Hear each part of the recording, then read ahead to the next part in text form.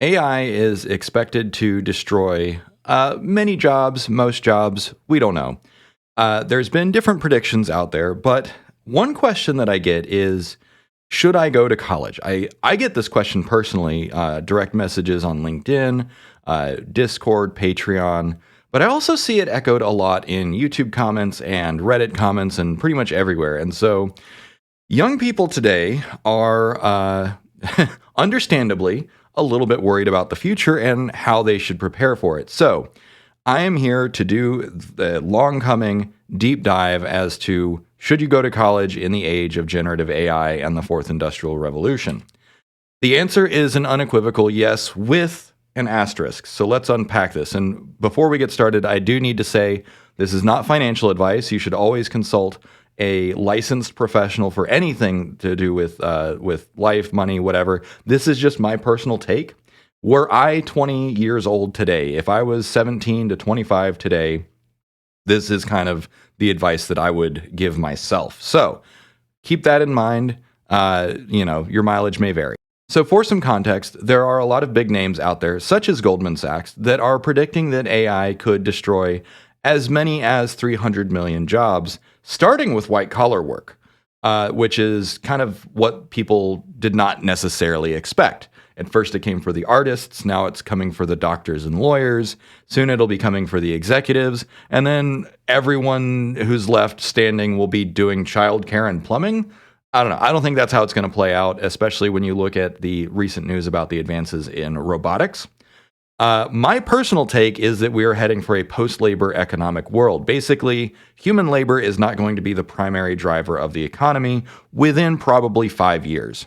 That's my personal prediction. I stand by that, and I haven't seen any news that makes me change my mind. So, if this is the world we're heading towards, why should you go to college? Should you go at all? As I said, my answer is an unequivocal yes, so let's unpack why. First and foremost, you need to understand the original purpose of universities. So, Oxford University has been around for, almost 1,000 years.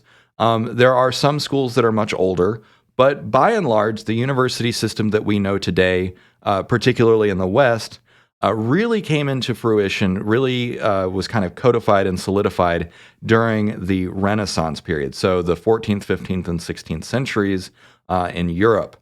And the purpose of a university, the reason that it is called a university, is because the purpose was to create universal men, which was basically members of the upper crust of society in order to so some context for the Renaissance. Renaissance is the rebirth of learning. And so what society did at the time was there was this hard pivot away from ecclesiastical learning and more towards, hey, let's show more interest in history. Let's show more interest in the broader world. Let's show more interest in the arts and philosophy and that sort of stuff. And the idea was to create a very well-rounded person who would be a productive member of society. So these are the gentlemen, and to a much lesser extent, at least until later, the ladies of society. And so the idea here was that if you go to university, one, that is a class signifier that you are a member of probably the landed gentry or nobility, but also it was so that you would have a common understanding when you joined society. This was not for the peasants. This was not for the proletariat. This was exclusively for the rich and wealthy. Now, fast forward a couple hundred years, and we have World War I, World War II, we have the Industrial Revolution, and we have the rise of knowledge work. Suddenly, everyone needs an education. So only within the last 80 years or so did our relationship with universities really drastically, fundamentally change. And let's unpack part of that change. So part of that change was a pivot from being a good member of society, because remember, if you were landed gentry or nobility, you didn't need it to go to school for a job. That's not what you were training for. You were training to be a member of noble society or landed gentry or whatever cultural paradigms represented the upper crust of your society. Now, with the Industrial Revolution, there was a rise of factory jobs, of urbanization and that sort of stuff. And it is not an accident that classrooms today look like factories.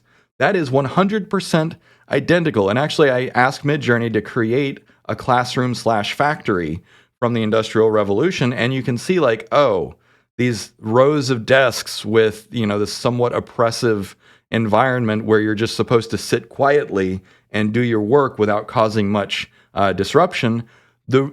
Like everything from the way that classrooms are structured to the way that there's like one master at the front of the classroom who's lecturing to you, to even the requirements of and paradigms around discipline. Work quietly. Don't talk back. You you have to be subjected to arbitrary punishments and requirements that are often not fair. And also deviance is not tolerated in public schools.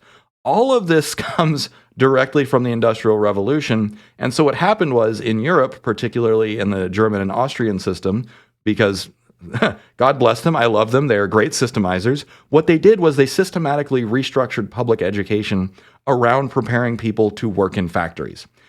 This has stuck around for 120 years, and when people say, "Oh, well, we can't agree on what's the best for education. This is obviously the best way. We just want to create docile workers." But so just taking a step back, I'm going to get off my soapbox in a second. My first year of education, I went to Montessori school, which is a fundamentally different structure of education for early education. And it was, I still remember Montessori school as like my best experience at school. So we actually do have alternative paradigms of how to approach education. It's just we are locked in this hyper-productive, capitalistic industrial revolution model of we need to spend 80,000 hours or however long it is, 20,000 hours that children spend in public education, preparing them for the economic world of basically subservience and obedience to arbitrary systems of power that shapes the modern education system. And this extends to the university system as well. So this is public education and university.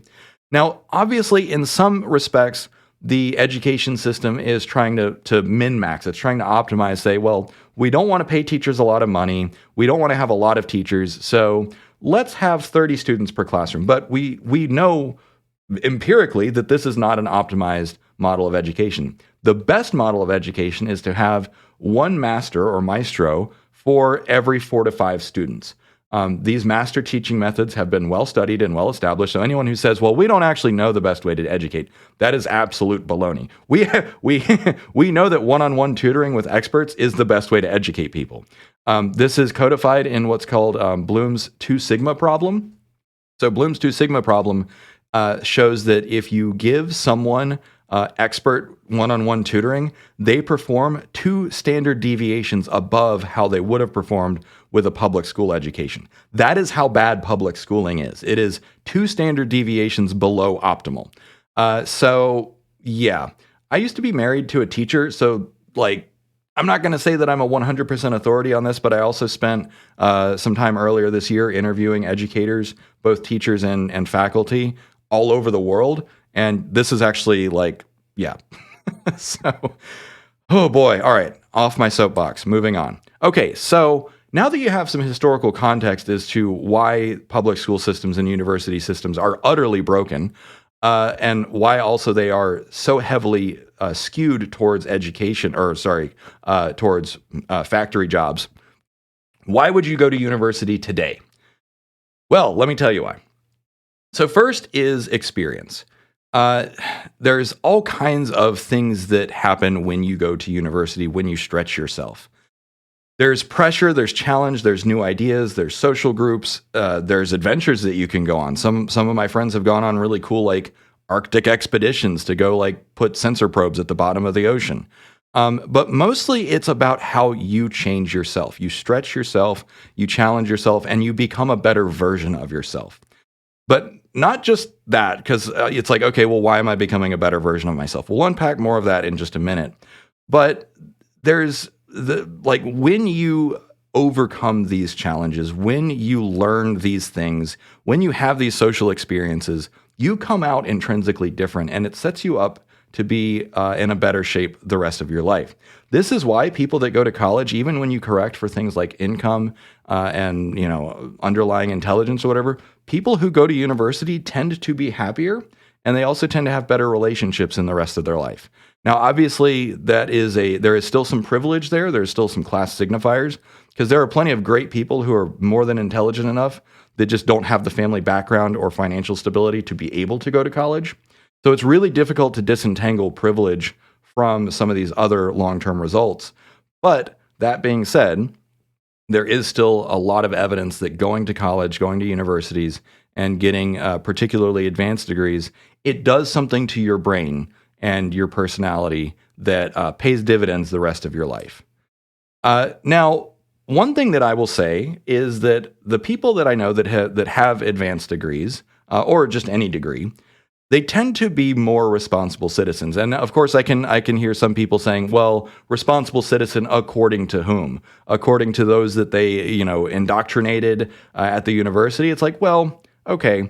One thing, though, is that a lot of people who go to university actually have some of their worldview shaken up. I remember one of my friends, he came from a rural background. His whole family was religious. And like he was still vaguely religious by the end of college, but he's like, yeah, like going to university is a really good way to like change your mind. And even my wife, like she had my current wife, she had roommates in college that had some really interesting ideas about how the world worked when they got there, and then their entire worldview was shaken up. And now you might say, well, that's just liberal indoctrination. No, that shaking up is what naturally happens when you are exposed to more of the world. Now, also being a responsible citizen is partly knowing history. People that are ignorant of history have a really hard time understanding why the world is the way that it is. It's like, okay, well, all I know is that there's something happening today that I don't like, and that's the long and short of it. Yeah, but understanding the historical context makes you a much better, more responsible citizen, just by virtue of the fact that you understand why we got where we are and where we're going and what has happened in the past. So, for instance, I am ultra progressive, as is my wife.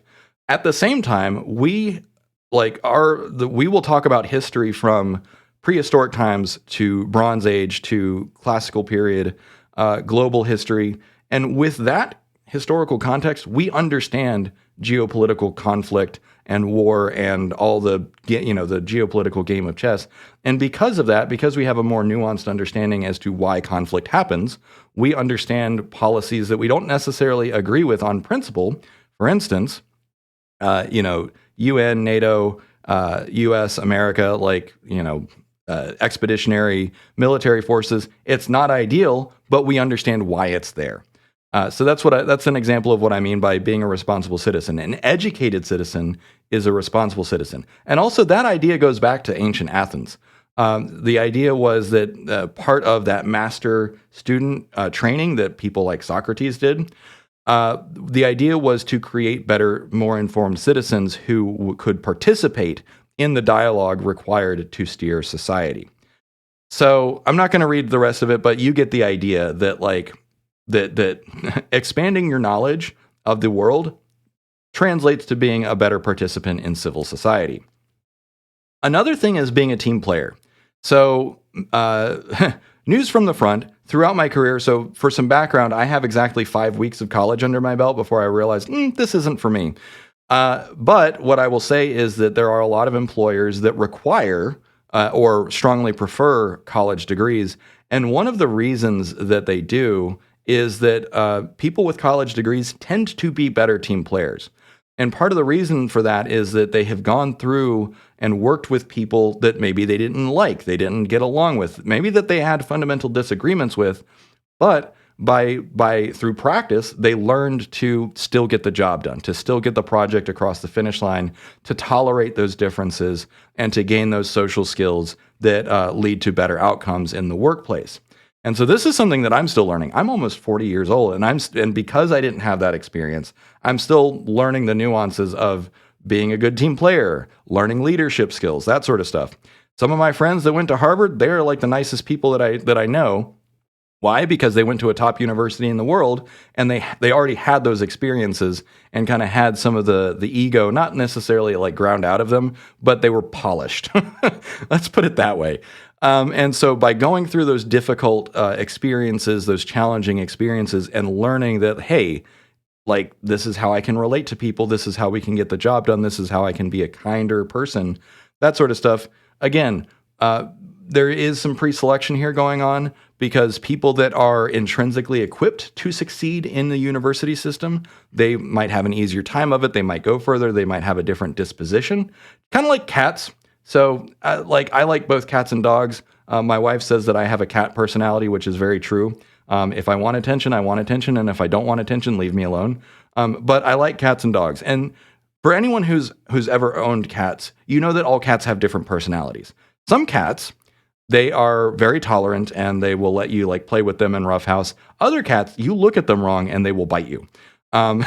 Some people are like this too. I'm not saying that they will literally bite you, but some people just they're more choleric in their disposition. I'm a sanguine choleric disposition, which means it's like, that person's an idiot. I don't want to work with them. It's probably also because of my Jewish background. A lot of us Jews are very cranky. Could be cultural. I don't know. Anyways, point being is that part of going to university is learning to be a better team player, which again pays dividends in the long run. You might say like, well, I'm never going to use that. It's like, yeah, come back to me when you're trying to build a house, and come back to me when you are trying to plan a wedding. Come back to me when you're trying to do any number of things that require a lot of people. Like I said, one of the things that I'm doing is I'm leading an open source project. And I guarantee you, I would have been better equipped to run these projects if I had, stayed the course at university. So, being a team player, that will serve you for the rest of your life, whether or not you are in a corporate environment, whether you're in a job. Cognitive development. So again, stretching yourself. University is a major catalyst to just change your brain.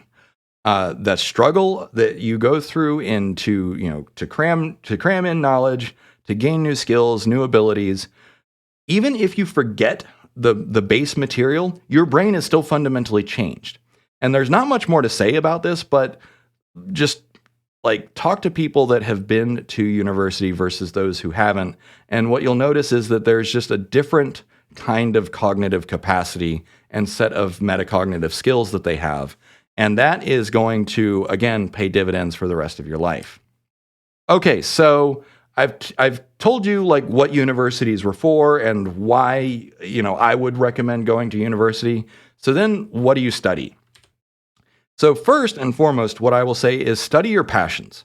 One thing that is going to change, I suspect, over the course of the 21st century is we're going to pivot away from utilitarian approaches to education, like you go to college to get a good job.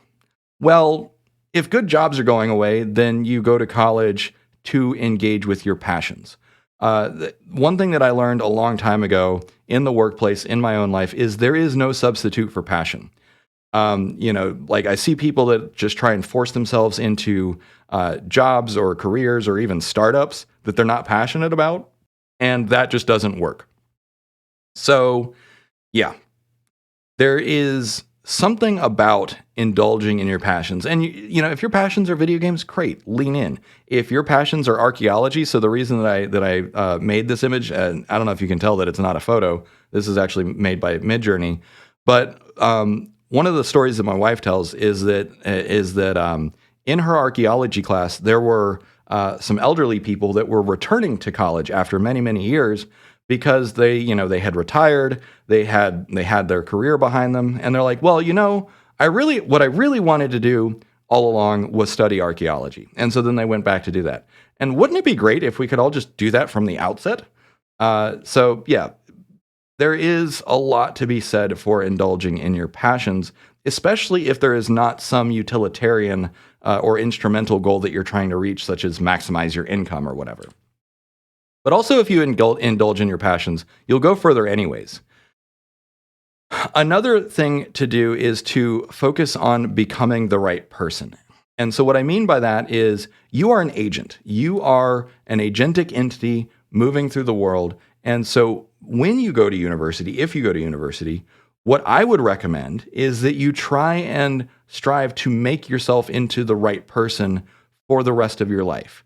And so here's some things that I mean when I say like make yourself into the right person. Engage in intentional growth. Like deliberately challenge yourself. Step outside of your comfort zone. Join clubs that like Toastmasters Club. Take classes that you're weak at. That sort of stuff. Just challenge yourself not to get the grade, but for the sake of challenging yourself, for the sake of becoming more well-rounded. Focus on diversifying your skills. Whether that's social skills, mathematical skills, scientific skills, physical skills. If you're not particularly athletic or physically coordinated, maybe take a sports class to try and not necessarily to become a better sports star, but to compensate and make up for any deficits that you have. Focusing on self-improvement. Look at your rough spots. If there's something that you're not good at, then like deliberately challenge yourself. That's what I'm in the middle of doing right now. It's like, let me step outside of my comfort zone and just practice these things that I need to get better at, whether it's leadership or communication or whatever. And whether, I'm not saying that you should say like, I'm going to be a universal man or I'm going to be a universal woman, but that is one model that you could pursue. You could say, you know what, maybe the Athenians had it right. Maybe they had it right in Florence, in Italy, back in the Renaissance. Maybe, I should try and be this well-rounded person who is really just trying to be a good member of society. And then finally, focus on the skills and development that will improve your quality of life. Namely, those communication skills, those emotional skills, the self-awareness, the metacognition, and the team working skills. All of those are going to serve you the rest of your life, whether or not you're working. STEM education. So a lot of people say, like, I'm planning on getting my master's in computer science. Should I even bother when AI is going to take it over? And I will say, yes, unequivocally, foundational knowledge of the basic sciences, whether it's STEM or not, is going to serve you the rest of your life. Knowing how the world works at a basic level, that's never going to change, whether or not AI is doing the job for you. It will give you a common lexicon so that you can communicate with the AIs, even when the AIs take over all science and space exploration and whatever happens, it will give you the ability to communicate with other people and machines and whatever else. And so then there's the base reality aspect, which is AI and machines and humans, we all operate in the same physical plane of existence. So even if AI dislocates a lot of jobs, you're still a human and you're still made of carbon and hydrocarbons and we're not silicon based, but the machines might be. So there's all kinds of stuff that is just going to serve you in terms of understanding how the world works, even if you get a STEM degree and even if you never use it. There are other kinds of irreplaceable skills and enriched perspectives that you can get, but I'm kind of reinventing the wheel here, so I'll move on. Civic responsibility.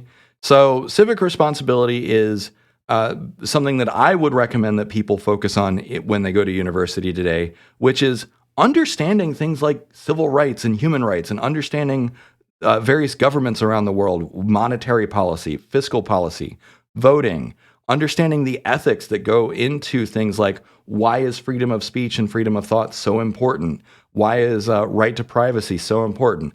Understanding all of these kinds of things will make you a better more well-rounded citizen, a better voter, better neighbor, whatever. But also the key thing that I want to point out is be human-centric. Technology can change, but transhumanism, posthumanism, we might change eventually too. But we're still going to be fundamentally, I hope, human at the core. And so understanding humans, the human story, human history, the human mind, and human societies, that is going to be a permanent set of skills that everyone could benefit from. So this is another thing that I would recommend focusing on for anyone going to university today. Okay, so I did say that there was one gigantic asterisk at the beginning, so let's unpack some of those exceptions. The first and foremost is university is not for everyone. Me, as a highly neurodivergent person, university systems today are just not for me. I would be bored in every class. Yeah. So that being said, there are alternative paths if university is not for you. There's vocational schools, there's online courses, that sort of stuff. One big problem with many universities is that there is still a need for conformity, and it's not necessarily a problem. It's good for some people, bad for others. I need to be self-directed. I need to be able to engage in my own curiosity. I have a really hard time following the structured course that someone else has laid out for me. But some people really thrive in a highly structured environment. They're like, give me the structure. I need the opposite. I need no structure. There's also, of course, financial considerations and other aspects. You might not have the personal or familial stability to do it, which is one thing that I'm really hoping that we're able to fix as we move towards post-labor economics, where it's like, hey, you want to go to university? Go for it. We'll make sure that all of your needs are taken care of so that you can go anyways. So that's about it. You might have unique goals that don't necessarily align with that. Like if you're trying to go out on physical adventures, like there's all kinds of people that they want to travel the world. University might not be the right thing if you're a diehard artist. Now, I will say that there are some really great art schools and conservatories out there. So anyways, point being is that there are going to be people for whom university is just not the right fit. So I don't want to promote a one-size-fits-all approach because, like I said, as much as I would have benefited from going to university, it just wasn't for me. Another reason that universities might not be for everyone is that they can be harmful environments. As I mentioned before, the current school system is very much geared towards a very singular view of reality, which is that you need to go to, basically get ready for your career. There are also plenty of social dynamics at play. There's pecking orders. There's bullying. There's gender discrimination. There's racial discrimination. There is a lack of accommodation and awareness for disabilities. I've actually talked to several people about how universities approach DEI initiatives. And basically, it is incumbent upon you, the disabled person, to advocate for yourself. And in many cases, there's nothing the university can or will do. It's like, well, it would be great if we could, tolerate disability and help you out, but the best we can do is give you 30 extra minutes on tests. We're not going to do anything about bullying or anything else. And to be fair, corporations are the same way, which is basically conform or get out. There's also academic pressure, which some people do not handle that kind of pressure well. I am a low pressure tolerant person, which is why I have engineered my life, career, and all of my initiatives around that vulnerability that I have, which is like, that's why I delegate. I learned to delegate in order to keep the pressure off of myself so that I can spend more time thinking. And then, of course, financial stress. But hopefully, as I mentioned, we can alleviate the financial stress with post-labor economics. So this was like drinking from a fire hose. Here are some final thoughts. And some observations. Most of my friends have degrees. Some of my best friends all have graduate degrees, whether it's masters or PhDs. And but I don't. So I'm like the odd duck out. But I've also been to like cocktail parties and stuff and just like jump into conversation with people, talking with them about their area of expertise, and they're like, how do you know so much about this? It's like, I'm just curious. I love learning. And but at the same time, I've also learned to recognize those deficits that I mentioned throughout this video that I possibly could have overcome if college or university was right for me and if I had the right situation in order to be able to go there. Now, once we achieve post-labor economics, it's entirely possible that I'll go back. I don't know. We'll see. So thanks for watching. I hope you got a lot out of this. Remember, not financial advice. Make the best decision for you. I just hope that this perspective will help you make a more informed decision for yourself. Have a good one.